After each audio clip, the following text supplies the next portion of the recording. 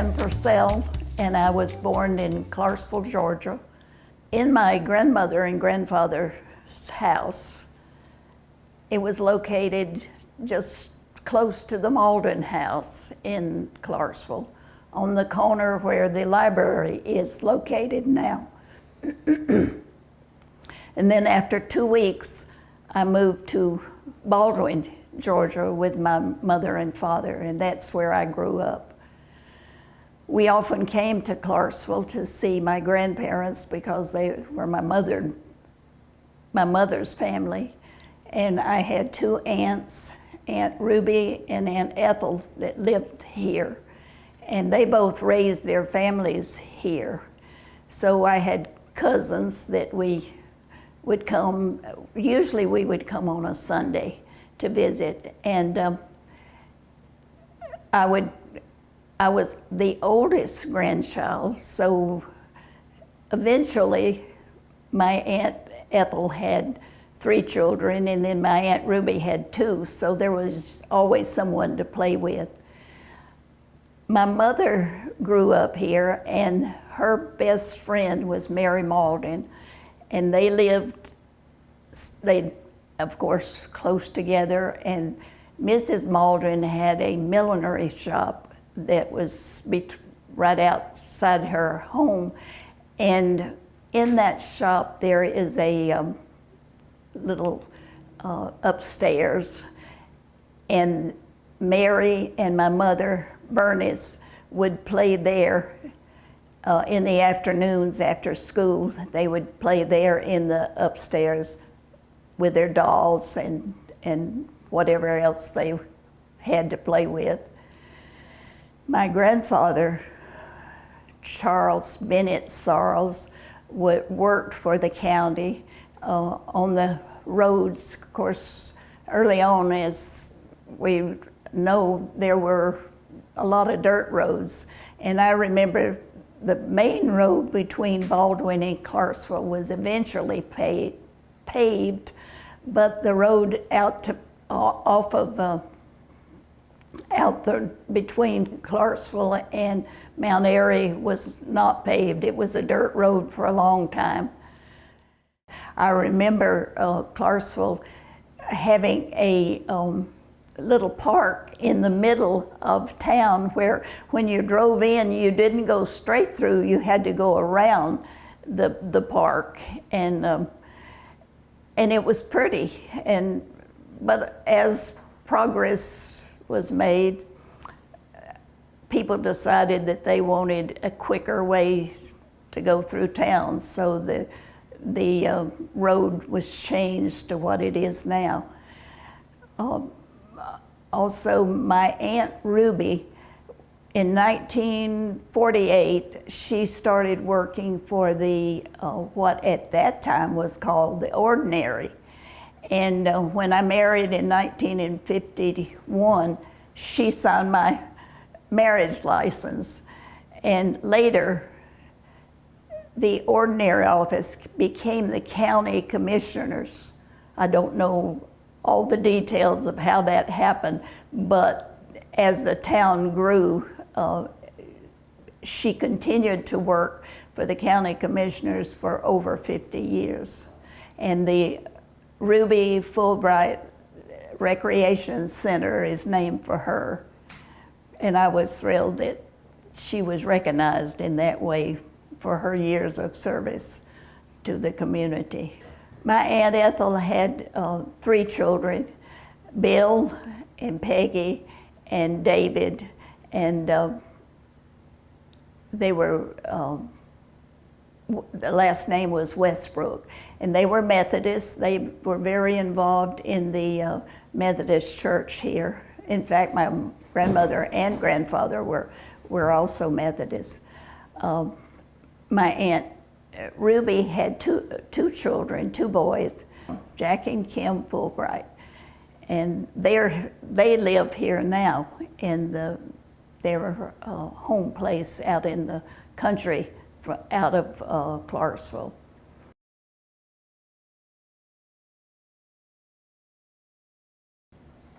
How did I meet my husband? Well, I met him in 1949. I graduated from high school, and I went to the University of North Georgia, which is now in Dahlonega.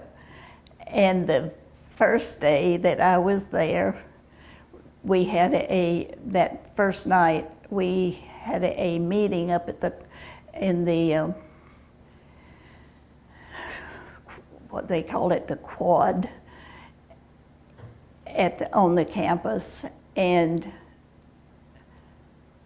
going back to my dorm with two of my roommates, this cadet stopped me and said, "Anne, the next time I see you, speak to me." And I had no idea who he was, and I said, "Yes, sir." And then I tried to find out who he was, and no one seemed to know at first until an upperclassman found out that it was a cadet named Anne Purcell. And that's how we met. And I spoke to him, and the rest of it's history. Well, he was commissioned as a second lieutenant in 1950. He graduated from North Georgia College as a second lieutenant. And his first duty station was Fort Riley, Kansas. Of course, I was still in college. And then the next year we married, and we moved to Columbia, South Carolina. He was stationed at Fort Jackson, South Carolina. We lived there 6 weeks, and he got orders for Korea. So we packed up, and I went back home, and that was in the springtime, along about March, and I reapplied to go back to college because I had not finished. And they had to decide whether they would let a married student live in the dorm or not. They had never evidently had that. And they finally gave permission, so I went back to school in the summer of 1951. And he was gone for 13 months and came back in May of 1952. And then we moved around here and yon and elsewhere for 30 years.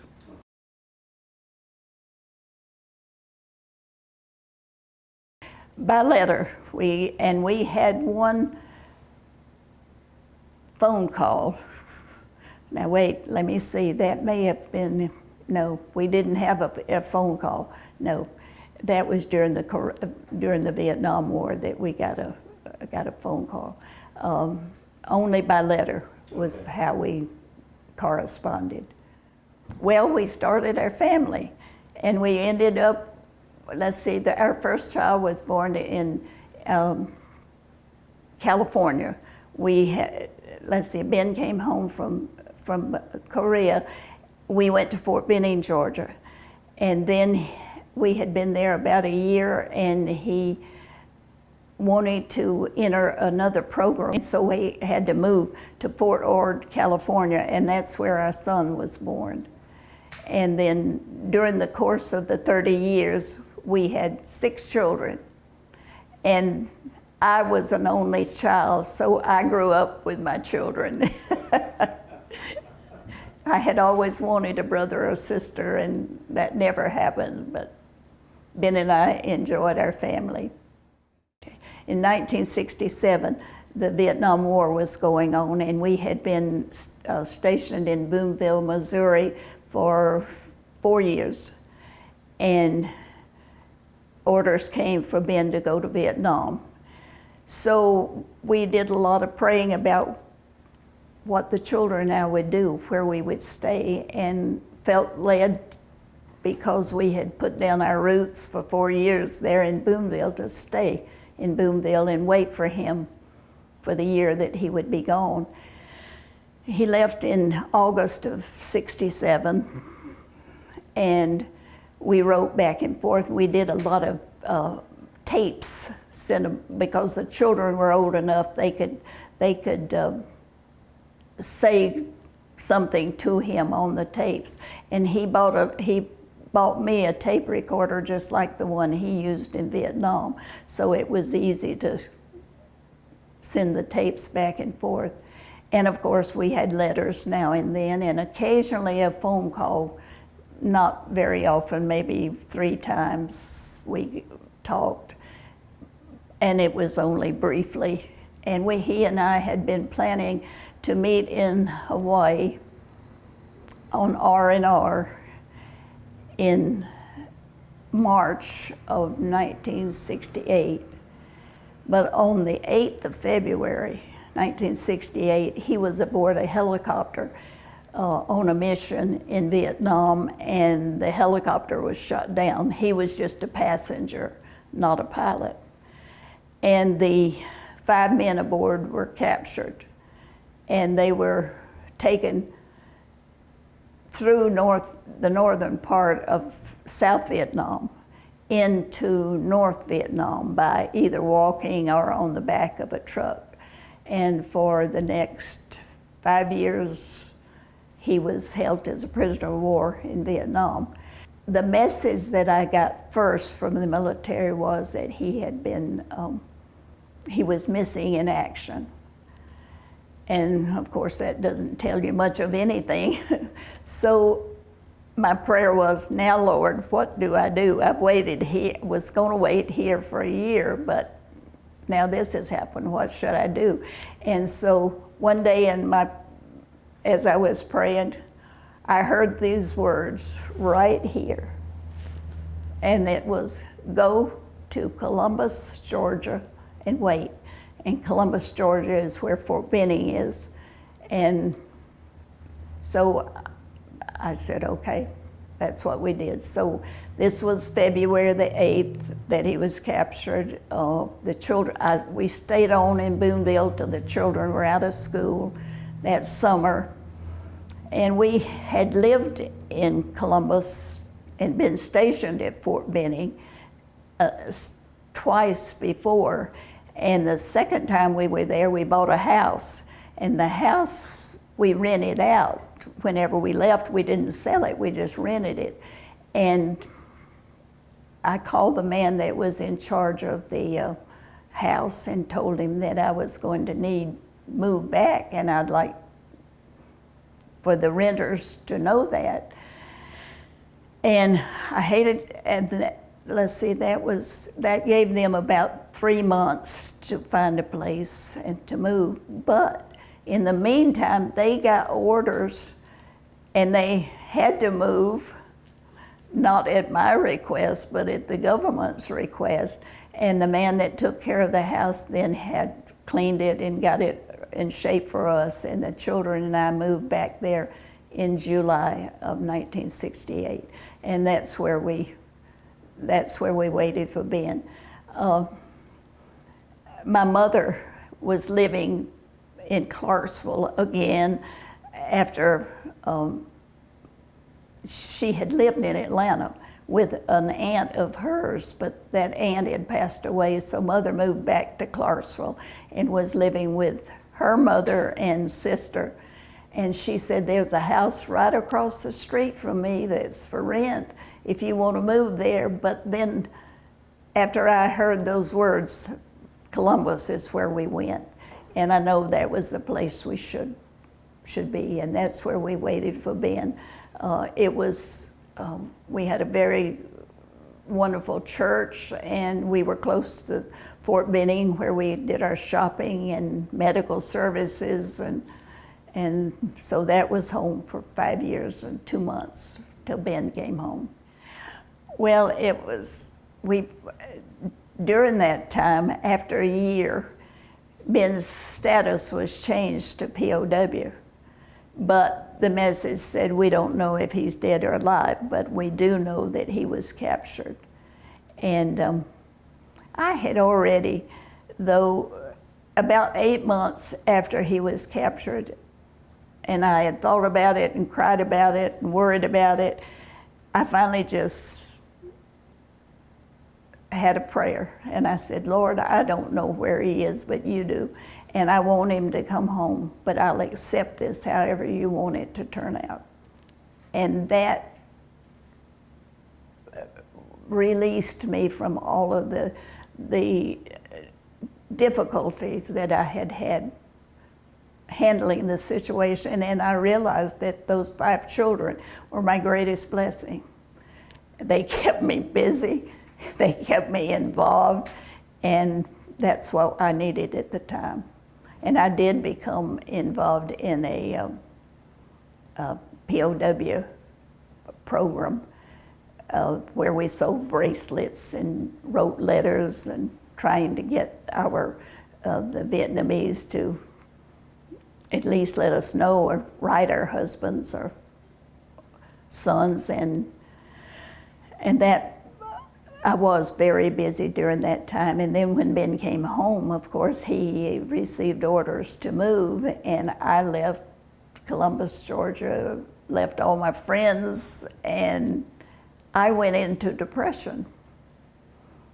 And then our chaplain at our chapel said, would you and Ben speak in February to the men and women of the chapel? And we said, we've never done that together. We've spoken separately. So we sat down we had about 6 weeks before we were asked to speak. And we sat down in our living room and we talked to each other. And we cried.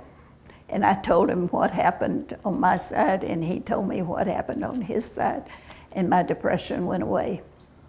I had determined I was going to the doctor if I had to, if it didn't get better.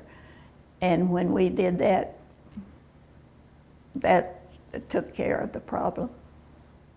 Oh, he always said I had a harder time than he did.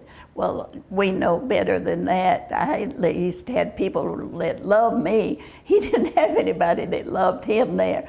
So, but he came home and he never had any flashbacks.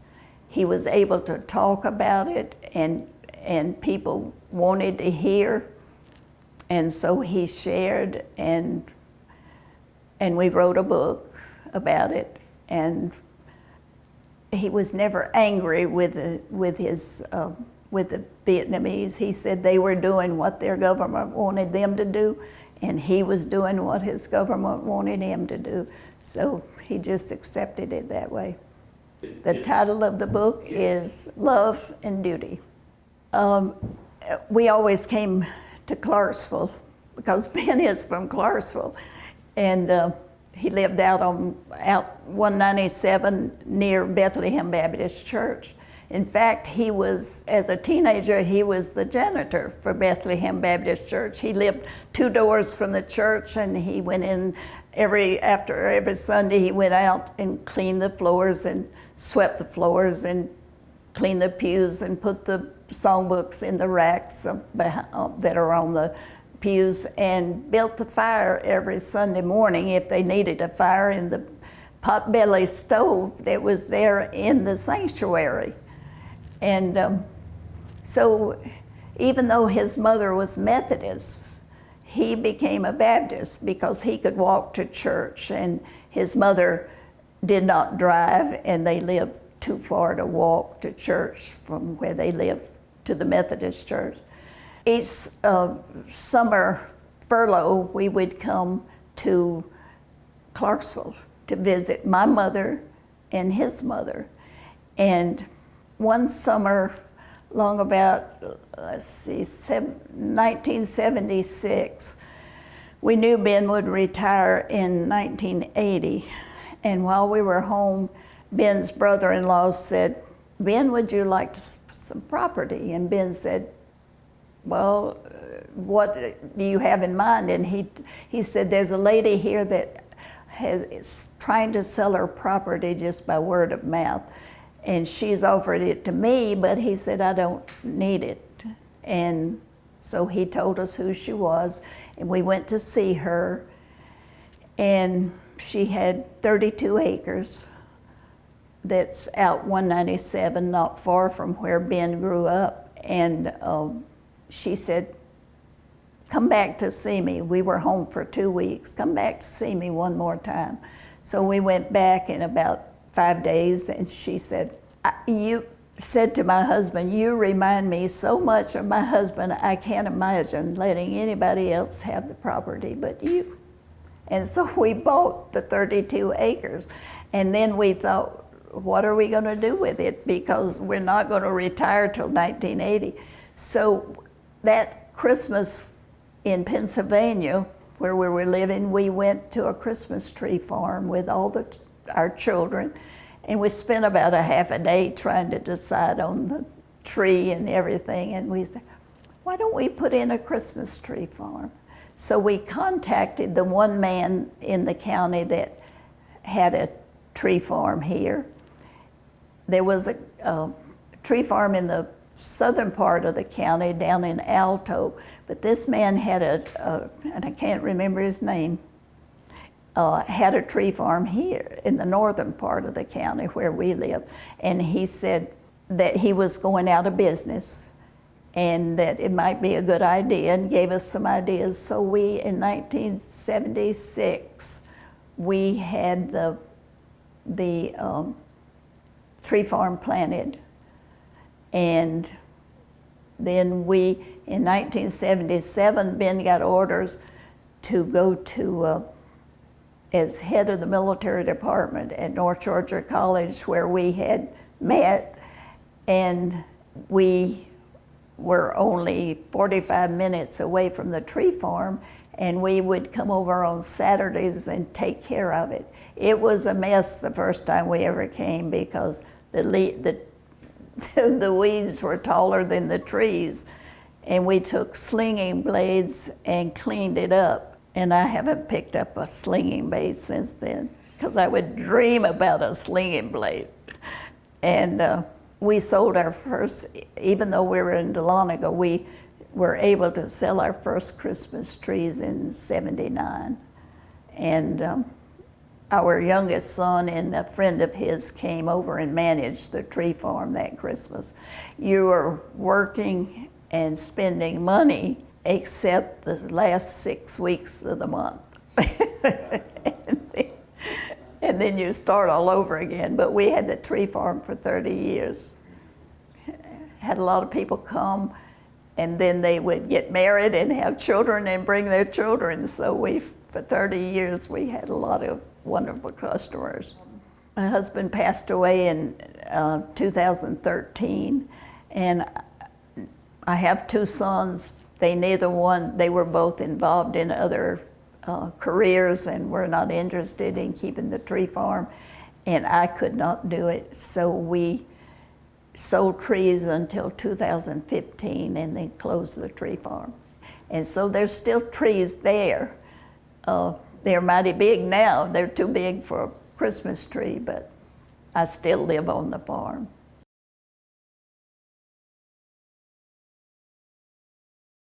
When we retired in 1980, the town was small. And in the late 80s, in the early 90s, people began to move in. There was all kind of new roads made up this hill and that hill with new houses built, and a lot of people moved in. And now we're having another increase in apartments and this kind of thing, and the traffic is not like it used to be.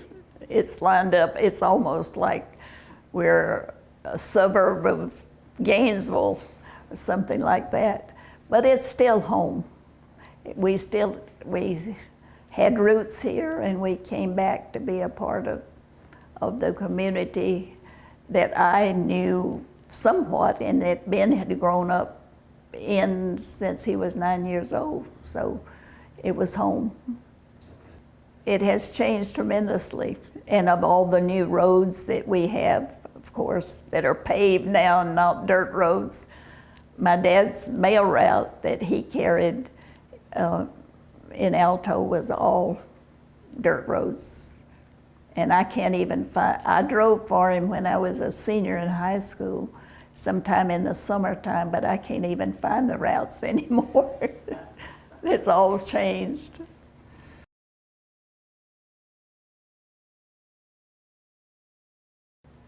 I guess I just feel comfortable here.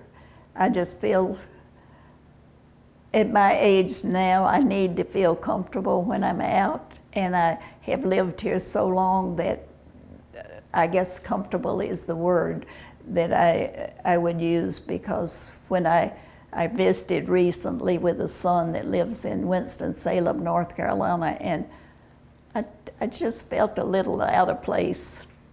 I thought, I just need to be back home. Well, I think we need to know about prices that have been paid when we talk about our military, that have been paid for our freedom. We need to appreciate people that have continued to carry on our communities and our churches. We need to remember so that and sometimes we need to remember the mistakes that have been made so we can right those also.